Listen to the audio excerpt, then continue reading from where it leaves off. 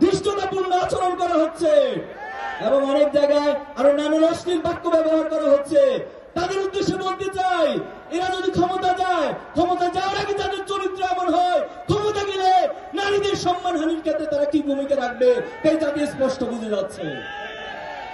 সম্মানিত উপস্থিতি, যারা ইতিমধ্যে 200-র বেশি শুধু নিজেদের দলীয় লোকজনকে অন্তর্কন্দলে হত্যা করেছে, যারা ক্ষমতায় যাওয়ার আগে এভাবে হত্যাকাণ্ড ঘটাতে পারে, তারা ক্ষমতায় গেলে কি করবে সেটা কি আমরা সহজে বুঝতে পারি না? বুঝতে পারি।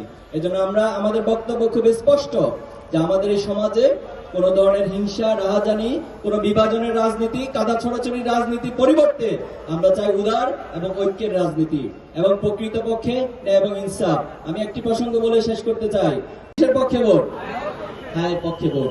আমরা দেখছি যে একটা গোষ্ঠী প্রথমে বলেছিল যে তারা না ভোটের পক্ষে, তারা হ্যাঁ ভোটের পক্ষে না, বলছিল একটা পক্ষ, আমরা তাদের নাম নিব না। এরপরে তারা প্রকাশ্যে এসে হ্যাঁ ভোটের পক্ষে কথা বলছে, কিন্তু আবার ভিতরে ভিতরে তারা ন্যায়ের প্রচারণা চালাচ্ছে। আমাদের সমাজে কেউ যদি প্রকাশ্যে একটা বলে, গোপনে আরেকটা বলে, তাকে থেকে কি বলা হয়? মুনাফিক বলা হয়। আচ্ছা, হাদিসের ভাষ্য অনুযায়ী তাদেরকে মুনাফিক বলা হয়। তাহলে এই মুনাফিক যদি রাষ্ট্রের ক্ষমতায় যায়, এই পুরো রাষ্ট্রকে মুনাফিক রাষ্ট্রে পরিণত করবে। তাদের কাছ থেকে সাবধান থাকবেন। আমরা কোনো ব্যক্তি বা দলের বিরুদ্ধে নই, কিন্তু যারা আমাদের মায়েদের উপর, আমাদের বোনদের উপর হামলা চালাবে, মনে রাখবেন আমরা সন্তান হিসেবে, আমরা বাহির হিসেবে কখনো বসে থাকবো না। আমরা দেখতেছি